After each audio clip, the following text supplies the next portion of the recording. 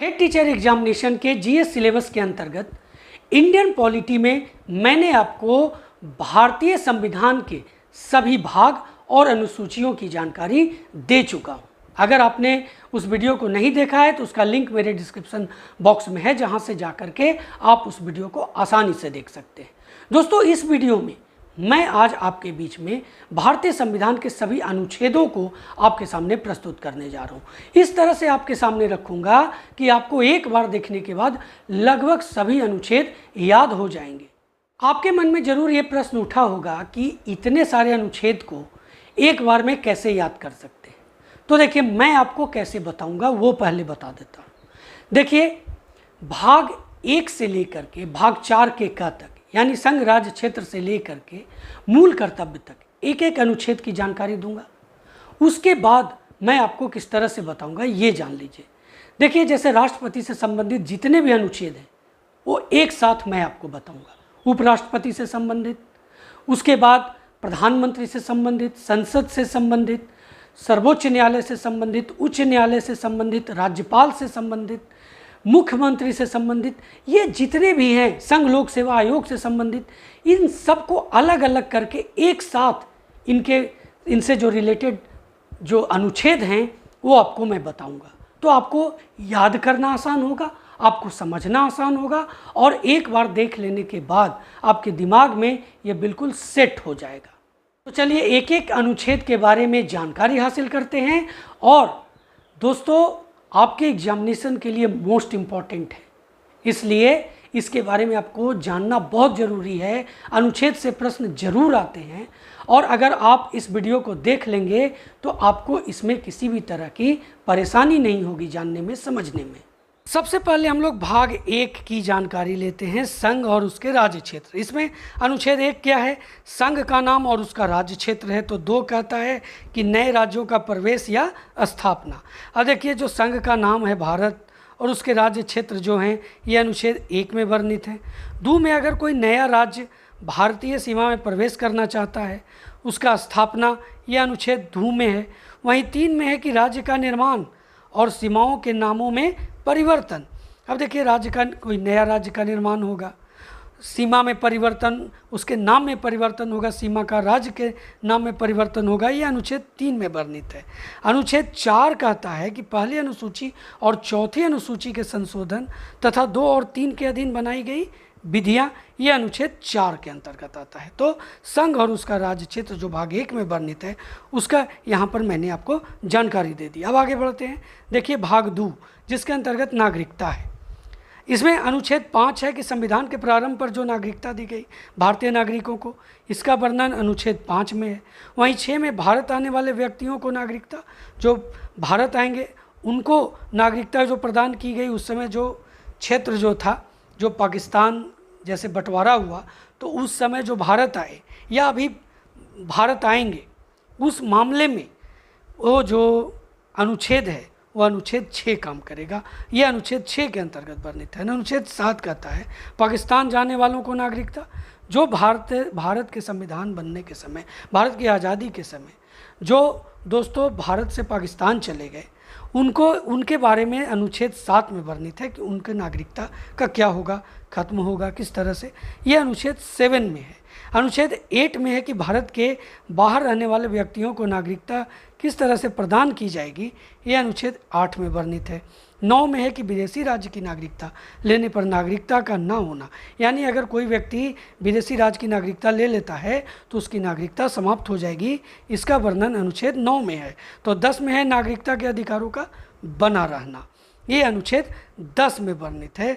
तो 11 कहता है कि संसद द्वारा नागरिकता के लिए कानून का विनियमन, नागरिकता के संबंध में जो संसद कानून बनाएगी वो अनुच्छेद 11 में वर्णित है। अब देखिए, भाग 3 में मूलाधिकार है। इसमें अनुच्छेद 12 है राज्य की परिभाषा। तो 13 है मूल अधिकारों को असंगत या अल्पीकरण करने वाली विधियाँ, यानी कि जो मूल अधिकार प्रदान किए गए हैं उसे कम करना, उसे असंगत बताना, इसके मामले में जो कानून है ये अनुच्छेद 13 में वर्णित है। तो 12 में राज्य की परिभाषा और 13 में मूल अधिकारों को असंगत या अल्पीकरण करने वाली विधियाँ। अब देखिए, समता का अधिकार देखते हैं। समता का अधिकार जो है दोस्तों 14 से 18 तक है। 14 से 18 तक वर्णित है। और इसमें देखिए अनुच्छेद 14 जो है विधि के समक्ष समानता, यानी कानून के समक्ष सभी समान है।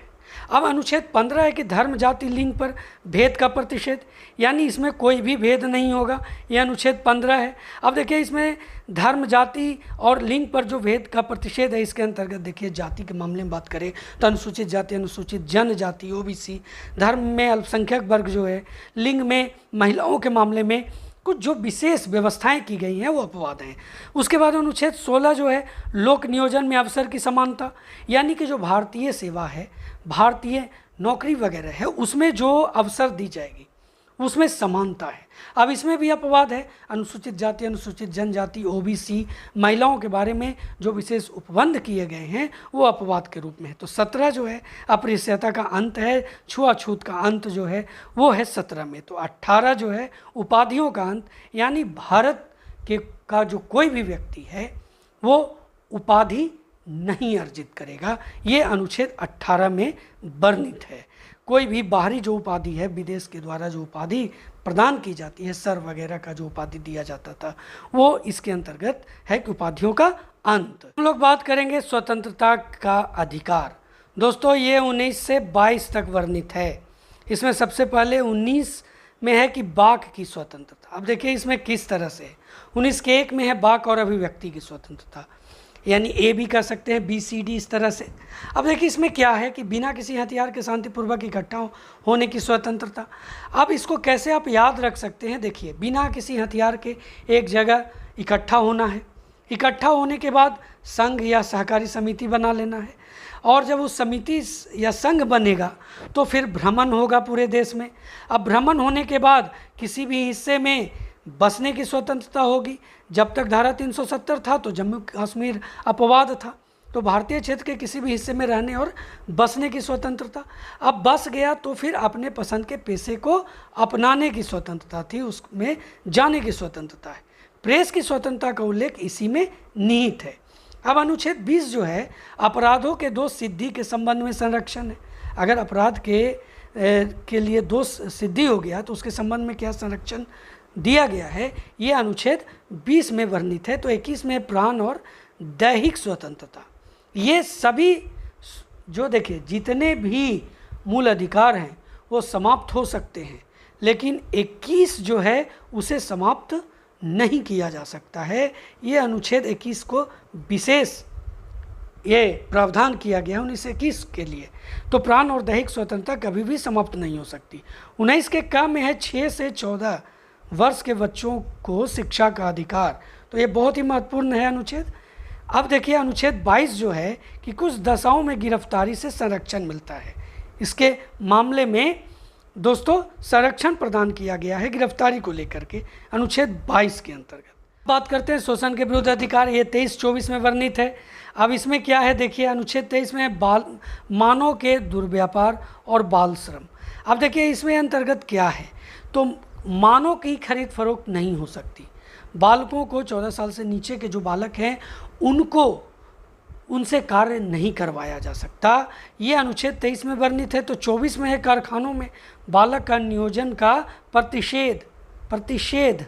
ये देखिए प्रतिषेध, यानी कहने का मतलब जो है कि कारखानों में बालकों का नियोजन नहीं किया जाएगा, ये 24 है। तो 23-24 समझ गए। उसके बाद है कि धर्म की स्वतंत्रता का अधिकार। इसमें अनुच्छेद 25 है कि धर्म का आचरण और प्रचार की स्वतंत्रता अनुच्छेद 25 में है। कोई भी व्यक्ति जो भी धर्म का प्रचार कर सकता है। अनुच्छेद 26 है कि धार्मिक कार्यों के प्रबंधन की भी स्वतंत्रता है, प्रबंध कर सकता है, प्रबंधन कर सकता है, यह अनुच्छेद 26 में वर्णित है। तो वहीं 27 है कि अनुच्छेद में कहा गया है कि किसी भी व्यक्ति को किसी विशेष धर्म या धार्मिक संप्रदाय के प्रचार या रख रखाव के लिए किसी भी प्रकार के टैक्स का भुगतान करने के लिए बाध्य नहीं किया जाएगा, यानी धार्मिक कर नहीं लगाया जाएगा, ये अनुच्छेद 27 में वर्णित है। अनुच्छेद 28 में है कि इस अनुच्छेद के तहत कोई भी शैक्षणिक संस्थान जो पूरी तरह से राज्य के धन से संचालित होता है उसे कोई धार्मिक शिक्षा निर्देश नहीं देना चाहिए। ये अनुच्छेद दोस्तों 28 में वर्णित है, तो इसे आप नोट जरूर करते जाएंगे, यानी धार्मिक निर्देश नहीं देना है, कहाँ, जो भी शैक्षणिक संस्थान है, स्कूल कॉलेज, ये सब अनुच्छेद 28 के अंतर्गत है।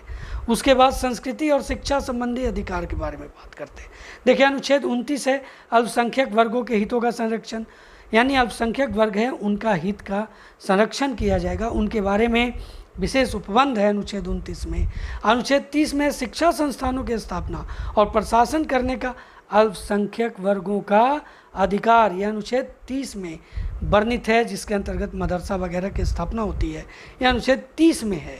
अब है संवैधानिक उपचार का अधिकार। देखिए संवैधानिक उपचार के अधिकार के अंतर्गत हम लोग सबसे पहले बात करेंगे अनुच्छेद 32। देखिए इस अनुच्छेद के तहत एक पीड़ित नागरिक जो है, एक पीड़ित नागरिक किसी भी मौलिक अधिकार को लागू करने के लिए सुप्रीम कोर्ट में जा सकता है। यह संविधान की मूल विशेषता है। यह अनुच्छेद सुप्रीम कोर्ट को 5 रीट के प्रकार जारी करने का अधिकार प्रदान करती है।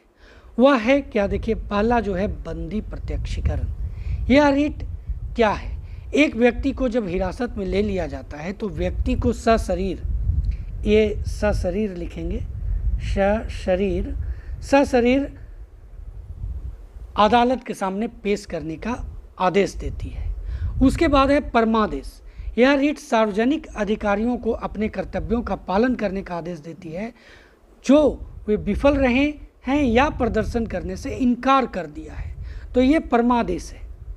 उसके बाद प्रतिषेध के बारे में बात करते हैं। देखिए यह रीट निचली अदालतों को अपने अधिकार क्षेत्र से बाहर जाने से रोकती है, प्रतिषेध यही है। देखिए है सर्टियोरियरी, इसमें है कि यह उच्च न्यायालयों द्वारा निचली अदालतों को जारी किया जाता है, जिसमें उन्हें विशेष मामले को उन्हें स्थानांतरित करने या विशेष मामलों में उनके आदेश को रद्द करने के लिए कहा जाता है इसके अंतर्गत। अब देखिए आगे देखते हैं कि को वारंटो क्या है।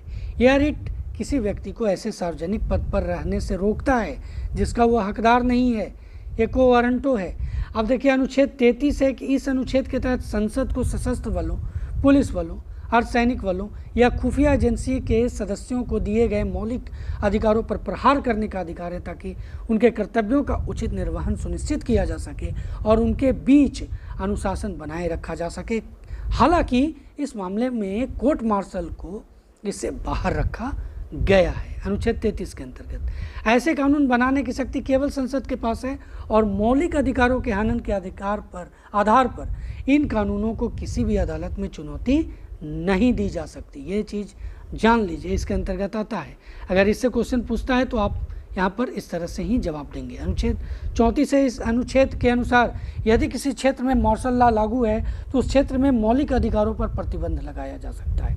यह अनुच्छेद संसद को संघ या राज्य के तहत काम करने वाले किसी भी व्यक्ति को उन क्षेत्रों में एक आदेश को बनाए रखने या बहाल करने के लिए किए गए किसी भी कार्य के संबंध में क्षतिपूर्ति, कानूनी कार्रवाई के खिलाफ सुरक्षित करने का अधिकार देता है। जहां मार्शल लॉ लागू है उस जगह पर मौलिक अधिकारों के हनन के आधार पर इस अधिनियम को कानून की अदालत में चुनौती नहीं दी जा सकती। अब 35 देख लेते हैं, जो मूलाधिकार का अंतिम अनुच्छेद है। यह अनुच्छेद के अनुसार कुछ जो मौलिक अधिकार हैं उनको प्रभावी बनाने के लिए कानून बनाने का अधिकार केवल संसद को है। संसद अनुच्छेद 16 के खंड 3, अनुच्छेद खंड 32 के खंड 3, अनुच्छेद 33 और अनुच्छेद 34 के संबंध में कानून बना सकती है। संसद उन कृत्यों के लिए सजा निर्धारित कर सकती है जिन्हें मौलिक अधिकारों के तहत अपराध घोषित किया गया है।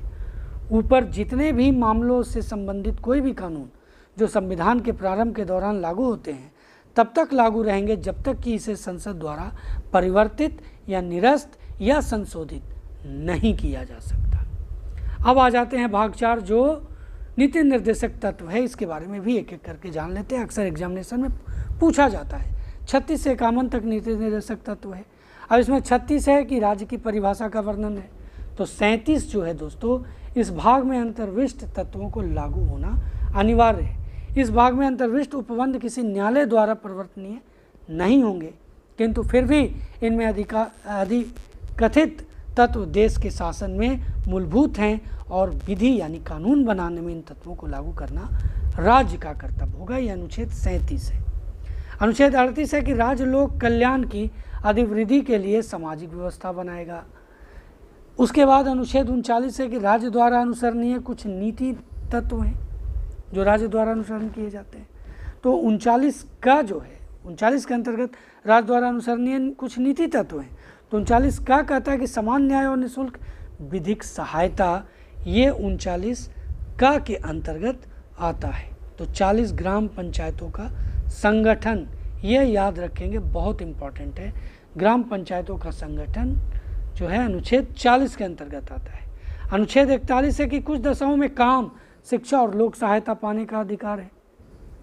तो 42 है कि काम की न्याय संगत और मानवोचित दशाओं का तथा प्रसूति सहायता का उपबंध है, यानी काम की न्याय संगत और मानवोचित दशाओं इसमें सम्मिलित हैं। और प्रसूति सहायता यानी कि जो गर्भवती महिलाएं हैं उनके मामले में सहायता का उपबंध है अनुच्छेद 42 के अंतर्गत। 43 है कि कर्मकारों के लिए निर्वाह मजदूरी आदि। तो 43 का कहता है कि उद्योगों के प्रबंध में कर्मकारों का भाग लेना। 44 नागरिकों के लिए एक समान नागरिक संहिता, यह अनुच्छेद 44 में वर्णित है। तो 45 कहता है कि बालकों के लिए निःशुल्क और अनिवार्य शिक्षा का उपबंध, ये भी बहुत ही महत्वपूर्ण पॉइंट, यह अनुच्छेद है आपके एग्जामिनेशन के लिए। बालकों के लिए निःशुल्क और अनिवार्य शिक्षा का उपबंध अनुच्छेद 45। देखिए अनुच्छेद 46 है कि अनुसूचित जाति, अनुसूचित जनजाति और अन्य दुर्बल वर्गों के शिक्षा और अर्थ संबंधी हितों की अभिवृद्धि है अनुच्छेद 46 में। 47 है कि पोषाहार स्तर और जीवन स्तर को ऊंचा करने और लोक स्वास्थ्य को सुधार करने का राज्य का कर्तव्य है अनुच्छेद 47। अनुच्छेद 48 है कृषि और पशुपालन का संगठन। ये क्वेश्चन आता है कि कृषि और पशुपालन का संगठन किस अनुच्छेद में है, तो अनुच्छेद 48 में। 48 क्या कहता है कि पर्यावरण का संरक्षण और संवर्धन और वन तथा वन्य जीवों का संरक्षण, ये 48 का में। 49 कहता है अनुच्छेद 49 कि राष्ट्रीय महत्व के स्मारकों, स्थानों और वस्तुओं का संरक्षण देना। तो 50 है कि कार्यपालिका से न्यायपालिका का पृथक्करण, बहुत ही इम्पॉर्टेंट है। ये सभी जो आप अनुच्छेद देख रहे हैं, कार्यपालिका से न्यायपालिका का जो पृथक्करण है वो अनुच्छेद 50 के अंतर्गत आता है। तो 51 कहता है कि अंतर्राष्ट्रीय शांति और सुरक्षा की अभिवृद्धि। भाग 4 के ए और अनुच्छेद की बात करें तो 51 के ए है, इसमें जनता के मौलिक कर्तव्यों को बताया गया है। और इस अनुच्छेद को 42वें संविधान संशोधन 1976 के द्वारा संविधान में जोड़ा गया। तो ये कुछ पॉइंट जो हैं इस मामले में अनुच्छेद 51 ए के मामले में आपको नोट कर लेना है। दोस्तों आपने देखा कि अनुच्छेद 51 के क तक मैंने एक एक अनुच्छेद को आपको बताया लगातार क्रम में। अब देखिए किस तरह से मैं बताने जा रहा हूँ। जैसा कि वीडियो के शुरू में मैंने बताया कि अब एक एक करके एक एक पद को रख करके एक एक व्यवस्था को रख करके उसके सारे अनुच्छेदों को मैं आपके बीच में प्रस्तुत करूंगा। तो सबसे पहले इसके अंतर्गत आता है राष्ट्रपति। राष्ट्रपति का वर्णन किन किन अनुच्छेदों में है, तो देखिए यहाँ पर आपके स्क्रीन पर नजर आ रहा है अनुच्छेद 52। और इस 52 में है कि इस अनुच्छेद के तहत राष्ट्रपति के पद को बताया गया है कि यानी एक राष्ट्रपति होगा भारतीय संघ के अंतर्गत। तो देखिए ये जो राष्ट्रपति होगा, ये नाम जो आया है, पद जो आया है, ये अनुच्छेद 52 में आया है। अब देखिए सबसे पहले कि राष्ट्रपति होगा। अब 53 क्या है, यह अनुच्छेद राष्ट्रपति की शक्ति एवं कार्य को बताता है। यानी शक्ति एक नाम आया 52 में, अब जब नाम आ गया तो शक्ति का चर्चा होगा और शक्ति और कार्य का चर्चा होगा, तो ये अनुच्छेद 53 में आएगा। अनुच्छेद 54 है कि इस अनुच्छेद में राष्ट्रपति के निर्वाचन की व्यवस्था को समझाया गया है। यानी शक्ति और कार्य 53 है, तो राष्ट्रपति का निर्वाचन किसके अंतर्गत होगा, तो अनुच्छेद 54 के अंतर्गत। अब देखिए अनुच्छेद 61 में महाभियोग की प्रणाली को बताया गया है। यानी कि राष्ट्रपति को जो हटाने की प्रक्रिया है वो महाभियोग के अंतर्गत होता है और वो अनुच्छेद 61 में वर्णित है। 72 राष्ट्रपति द्वारा क्षमादान की शक्ति का वर्णन, 61 में जहाँ हटाने का वर्णन है तो 72 में क्षमादान की शक्ति का वर्णन किया गया है। और क्षमादान समझते हैं कि राष्ट्रपति चाहे तो किसी के मृत्यु दंड को खत्म कर सकता है, बदल सकता है। दोस्तों अनुच्छेद 85 में प्रधानमंत्री के साथ मिलकर के लोकसभा का विघटन करने की शक्ति इस अनुच्छेद के तहत राष्ट्रपति के पास है। किस अनुच्छेद के तहत? अनुच्छेद 85। अनुच्छेद 123 जो है वह अध्यादेश जारी करने की शक्ति है। अनुच्छेद 23 में किसका अध्यादेश, कौन अध्यादेश जारी करेगा? राष्ट्रपति। 123 में अब देखिए अनुच्छेद 143 जो है वो क्या है? अनुच्छेद 143 जो है कि इस अनुच्छेद के तहत राष्ट्रपति सुप्रीम कोर्ट से सलाह लेने की शक्ति रखता है।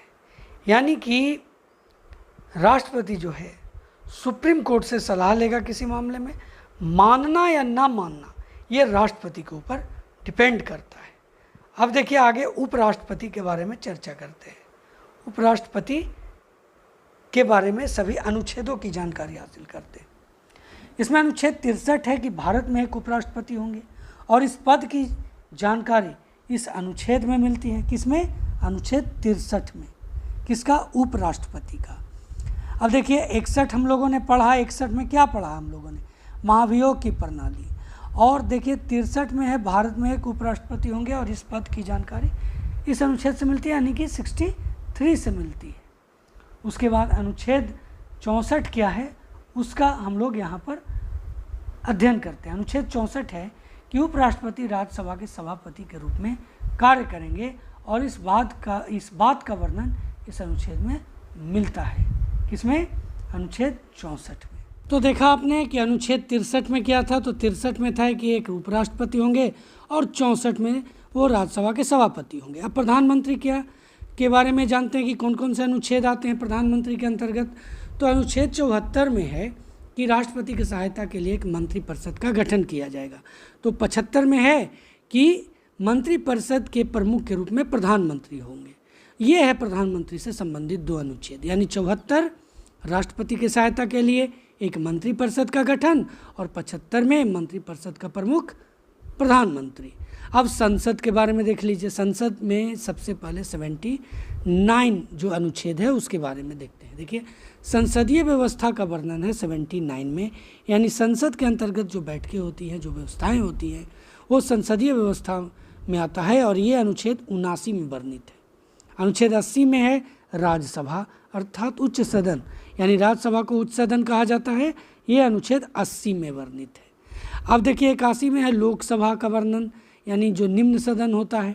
100 में है किसी भी मुद्दे पर मतदान में यदि टाई होता है, ड्रा होता है, तो ऐसे में अध्यक्ष का मत निर्णायक होगा। मान लीजिए अविश्वास प्रस्ताव या किसी भी प्रस्ताव पर अगर सेम वोट पड़ जाते हैं तो वहाँ पर अध्यक्ष अपना निर्णायक वोट देगा। ये अनुच्छेद 100 में वर्णित है, बहुत इम्पॉर्टेंट है ये। अब देखिए अनुच्छेद 105 है कि संसद का विशेष अधिकार या संसदीय विशेषाधिकार। तो अनुच्छेद 8 लोकसभा और राज्यसभा का संयुक्त अधिवेशन, ये हेडमास्टर एग्जाम में इस अनुच्छेद को पूछा गया था।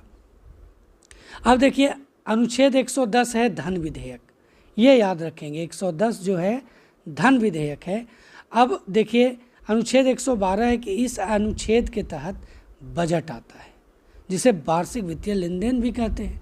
तो बजट का वर्णन जो है अनुच्छेद 112 में है, धन विधेयक का वर्णन 110 में है। 116 में है लेखानुदान। कई बार लेखानुदान देखिए इसके बारे में कई बार कुछ खर्चों का वर्णन बजट में नहीं किया जाता है, उन्हें अलग से बिल के रूप में संसद में लाकर पास कराया जाता है। इसी को लेखा अनुदान कहते हैं, बहुत इम्पॉर्टेंट है। और ये अनुच्छेद 116 में वर्णित है। 117 में वित्त विधेयक है। अब वित्त विधेयक 117 में आ गया। अब आ जाते हैं सर्वोच्च न्यायालय। सर्वोच्च न्यायालय के अंतर्गत कौन कौन से अनुच्छेद आते हैं? तो अनुच्छेद 124 है। 124 के अंतर्गत है कि इस अनुच्छेद के तहत सर्वोच्च न्यायालय का गठन किया जाएगा। किसके अंतर्गत? अनुच्छेद 124 के अंतर्गत सर्वोच्च न्यायालय का गठन किया जाएगा। 123 में क्या था? 123 में अध्यादेश था जो राष्ट्रपति के द्वारा जारी किया जाता है। 124 में सर्वोच्च न्यायालय का गठन। 131 में सर्वोच्च न्यायालय यानी सुप्रीम कोर्ट के अधिकारों का वर्णन इस अनुच्छेद में किया गया है, जिन्हें मूल क्षेत्राधिकार भी कहा जाता है। अनुच्छेद 131। अनुच्छेद 137 है कि न्यायिक पुनरावलोकन संसद या न्यायपालिका द्वारा ऐसा कानून या निर्णय लिया जाता है जो कि संविधान के अनुरूप नहीं है। ऐसी स्थिति में सर्वोच्च न्यायालय उस विधि या कानून की समीक्षा करता है। यानी न्यायिक पुनरावलोकन ये अनुच्छेद 137 में है। संसद या न्यायपालिका द्वारा ऐसा कानून या निर्णय लिया जाता है जो कि संविधान के अनुरूप नहीं है। ये अनुच्छेद 137 में वर्णित है न्यायिक पुनरावलोकन। आगे देखिए, आगे है कि अनुच्छेद 143 जो अनुच्छेद है कि इस अनुच्छेद के तहत सुप्रीम कोर्ट राष्ट्रपति को सलाह दे सकता है। मानना न मानना ये राष्ट्रपति के ऊपर निर्भर करता है, बाध्य नहीं है राष्ट्रपति। हम लोग जिन अनुच्छेदों की चर्चा कर रहे हैं, जिनके अनुच्छेदों की चर्चा कर रहे हैं, वह है महान्यायवादी एवं कैग।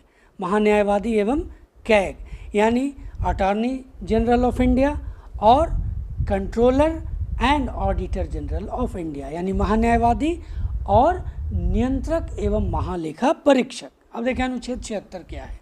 अनुच्छेद 76 महान्यायवादी है। प्रधानमंत्री के परामर्श से महान्यायवादी की नियुक्ति होती है जिसे राष्ट्रपति द्वारा किया जाता है।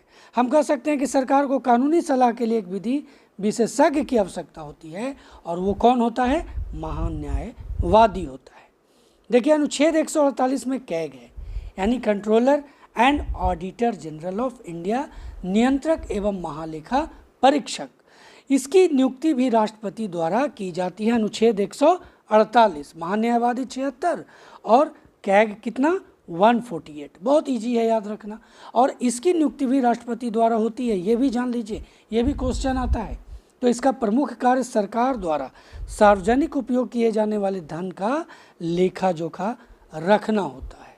तो ये दोनों के बारे में समझ गए। अब हम लोग राज्यपाल के बारे में जानेंगे कि राज्यपाल से संबंधित कौन कौन से अनुच्छेद हैं। इसके अंतर्गत अनुच्छेद 152 है। इसमें अनुच्छेद में है कि राज्यपाल की परिभाषा दी गई है कि राज्यपाल होंगे। अब अनुच्छेद 53 है कि राज्यों के लिए राज्यपाल का प्रावधान इस अनुच्छेद में है। 52 में है कि राज्यपाल की परिभाषा दी गई है। 53 में राज्यों के लिए राज्यपाल का प्रावधान है। तो 152 और 153 में 152 और 153 में छोटा सा फर्क है, इसे आप जरूर ध्यान में रखेंगे। अनुच्छेद 154 है कि इस अनुच्छेद में राज्यपाल की शक्तियों को बताया गया है। 152 राज्यपाल की परिभाषा, 153 राज्यपाल का प्रावधान, 154 शक्ति किसका? राज्यपाल का। 155 निर्वाचन राज्यपाल का कि निर्वाचन की विधि इस अनुच्छेद में है 155 में। ये अनुच्छेद 161 में राज्यपाल को जो शक्ति प्रदान की गई है वह है क्षमादान की। अब अनुच्छेद 161 में राज्यपाल को ये शक्ति दी गई है, तो अनुच्छेद 72 में राष्ट्रपति को ये शक्ति दी गई है। अब इसको याद आप रखेंगे, कैसे रखेंगे ये भी मैंने पहले वीडियो में आपको बताया है इंडियन पॉलिटी का, कि जिसमें मैंने भाग को आपके बीच में रखा था, सभी भाग को, जो 22 भाग हैं, और उसमें मैंने सब अनुच्छेद को आपके बीच में भी रखा था इस तरह से कि कहाँ से कहाँ तक किसका है। तो इसमें मैंने आपको बताया था कि 52 से लेकर के 151 तक संघ है और 152 से लेकर के 237 तक ये राज्य है। तो इस आधार पर आप याद रखेंगे कि 72 है तो इसमें आ रहा है, यानी ये राष्ट्रपति, और दोस्तों 161 है तो ये इसमें आ रहा है, यानी राज्य के अंतर्गत तो राज्यपाल होंगे। तो क्षमादान के मामले में ये आपको याद रखना है। अब मंत्रिपरिषद की चर्चा करते हैं। देखिए मंत्रिपरिषद के अंतर्गत जो अनुच्छेद आते हैं वो है, इसमें आप देख रहे हैं कि अनुच्छेद 163 में क्या है, तो मंत्रिपरिषद की व्यवस्था राज्यपाल की सहायता के लिए राज्य की कार्यपालिका के रूप में अनुच्छेद 163 में वर्णित है। वहीं 64 में है कि मुख्यमंत्री की नियुक्ति राज्यपाल द्वारा की जाएगी और उनके परामर्श से अन्य मंत्रियों की नियुक्ति की जाएगी। ये बातें अनुच्छेद 164 में है। तो 163 में मंत्रिपरिषद की व्यवस्था राज्यपाल की सहायता के लिए, 164 में मुख्यमंत्री की नियुक्ति राज्यपाल द्वारा, अन्य मंत्रियों की नियुक्ति मुख्यमंत्री के परामर्श से। अब हम लोग महाधिवक्ता के बारे में जानते हैं। देखिए इनके महाधिवक्ता के लिए कौन सा अनुच्छेद आया है ये जानते हैं। अनुच्छेद 165 है महाधिवक्ता के लिए। जिस प्रकार केंद्र सरकार के लिए महान्यायवादी कार्य करता है वैसी महाधिवक्ता राज्य सरकार के लिए कार्य करता है। महान्यायवादी किस अनुच्छेद में था? 76 में, और महाधिवक्ता 165 में। अब मैंने जैसा कि आपको बताया, संघ जो वर्णित है उसके अंतर्गत कितना है? 151 तक है। कहाँ से कहाँ तक? तो 52 से 151 तक, तो वो 76 आ गया। अब ये 152 से 237 तक है। अनुच्छेद 165 क्या? कौन? तो राज्य। तो 165 क्या है? महाधिवक्ता। तो राज्य विधानमंडल की चर्चा करते हैं, इसके अंतर्गत कौन कौन से अनुच्छेद आते हैं?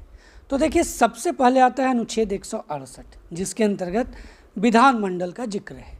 169 में, अब विधानमंडल के अंतर्गत दोनों आते हैं, विधान परिषद और विधानसभा, दोनों को मिलाकर के विधानमंडल कहा जाता है। 168, 169 जो है विधान परिषद का गठन, 170 जो है विधानसभा की संरचना। देखिए, विधान परिषद का गठन 169 में है और 171 में विधान परिषद की संरचना। तो देखते हैं उच्च न्यायालय के अंतर्गत कौन कौन से अनुच्छेद आते हैं। सबसे पहले है अनुच्छेद 214। इसके अंतर्गत है कि राज्यों के लिए हाई कोर्ट की व्यवस्था। उच्च न्यायालय में 214 सबसे पहले कि राज्यों के लिए हाई कोर्ट की व्यवस्था। आपने सुप्रीम कोर्ट के बारे में भी पढ़ा, वो 124 था, जिसके अंतर्गत एक सुप्रीम कोर्ट होगा, ये वर्णन था।